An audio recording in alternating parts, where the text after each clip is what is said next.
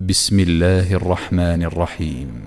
لقد كفر الذين قالوا إن الله هو المسيح ابن مريم قل فمن يملك من الله شيئا إن أراد أن يهلك المسيح ابن مريم وأمه ومن في الأرض جميعا ولله ملك السماوات والأرض وما بينهما يخلق ما يشاء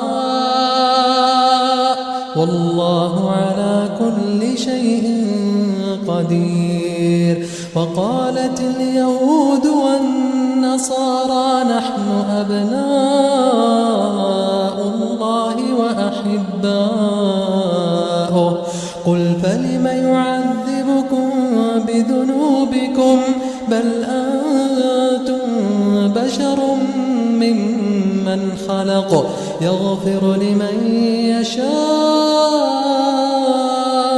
ويعذب من يشاء ولله ملك السماوات والأرض وما بينهما وإليه المصير. يا أهل الكتاب قد جاءكم رسولنا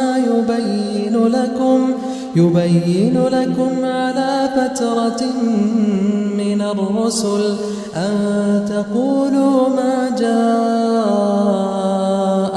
من بشير ولا نذير فقد جاءكم بشير ونذير والله على كل شيء قدير. وإذ قال موسى لقومه يا قوم اذكروا نعمة الله عليكم إذ جعل فيكم أنبياء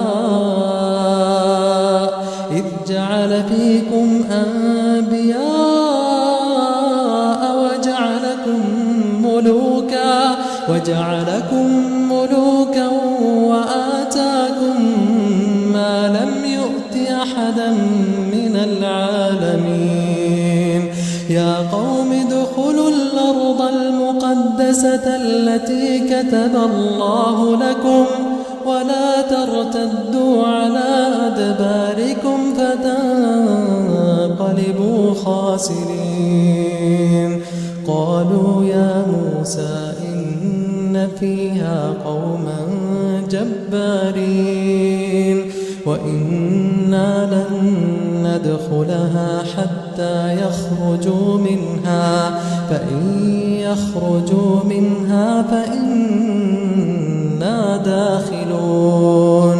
قال رجلان من الذين يخافون أنعم الله عليهما ادخلوا عليهم الباب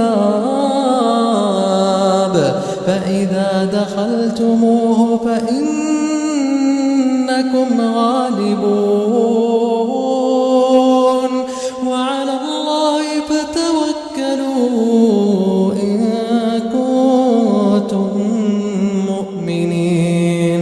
قالوا يا موسى إنا لن ندخلها أبدا ما داموا فيها فاذهب أنت وربك فقاتلا إنا هاهنا قاعدون.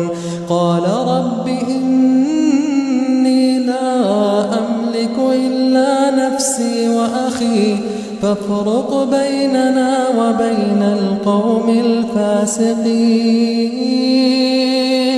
قال فإنها محرمة عليهم 40 سنة يتيهون في الأرض فلا تأس على القوم الفاسقين.